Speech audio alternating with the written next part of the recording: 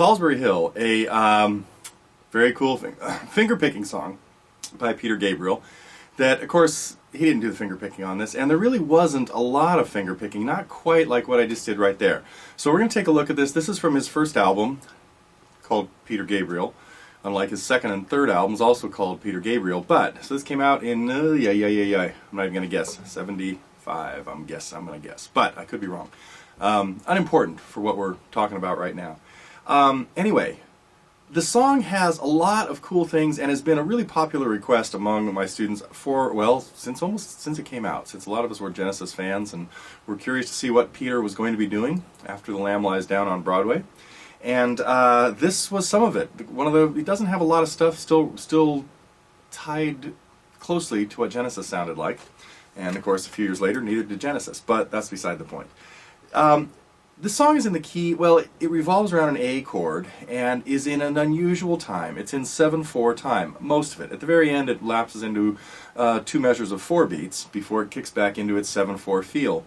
But we're also going to make it has this very incessant pounding bass, and that I've added into the guitar playing, that rather than just strumming it, we're keeping this steady bass going, getting all the bass notes that we need, and moving along at the speed of 1/8 notes. So there are 14 bass notes in most measures. The measures of 4/4 time, there are 8. But it also is fairly repetitive. There aren't that many different things you have to do in there, but it's quick. It moves along fairly, well, it rips, kind of. I will include some slowed down close-ups of playing it and playing it pretty much at regular speed. The album goes at about 104 beats a minute, and I'll hopefully we'll have a split screen shot of that, so you can take a look at that and see what's happening there. But what we're going to do in this lesson is just talk about the finger picking patterns and look at what you have to do with your left hand to kind of combine a lot of stuff. Now, this part was really more the synthesizer part or a keyboard part that was happening in there, but it really does work out pretty well on the guitar. And if you work on it slowly,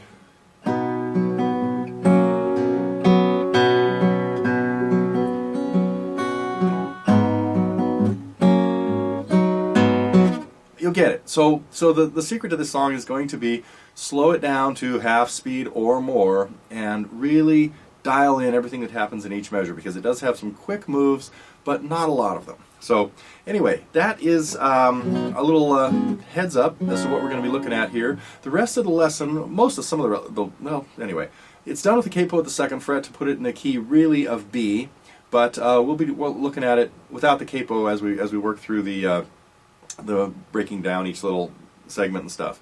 Couple pages of tablature showing you how this arrangement is going to go, how I would play this if I was the only guy playing along with Peter, and that would you could hear that's pretty much what this is going to sound like. So let's start breaking down Solsbury Hill. That was the beginning of a segment on a lesson that I have put together at TotallyGuitars on Peter Gabriel's tune Solsbury Hill. Now the song is, on one hand, well, no, it's pretty complicated, partly because of the speed that's happening in it. It's got some really fancy picking in there, but what we do in this lesson is take a look at, we've got it all out in tablature, and we talk about the alternating picking, the chord shapes that you need to use, and how to count things in 7 beats. It's in 7/4 time with a steady alternating bass pattern hitting the 5th and 4th strings most of the time. And sometimes the pattern reverses, and sometimes we hit the 6th string instead. But what I've done with this song is kind of incorporated what really is a keyboard part along with bass notes, and it makes it, again, quite a challenge for to keep it all together, especially when the bass gets upside down. But we've broken it down into all the stuff you need. Here's a couple of clips or a little bit of a clip where I play through it slowly with a metronome and show you exactly what's going on with both hands, so you can really dial in on what's happening there. Let's take a quick look at that.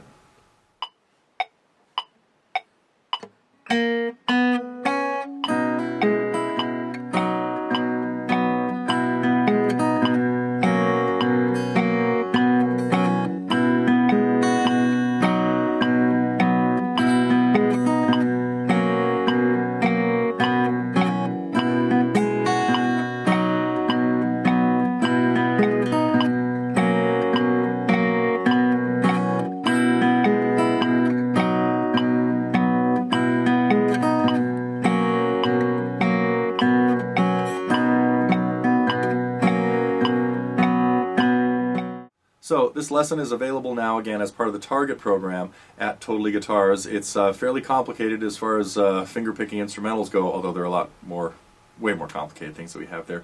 We also have a lot of more beginning level lessons in our free section there, and also here at YouTube in the TG Free Lessons channel.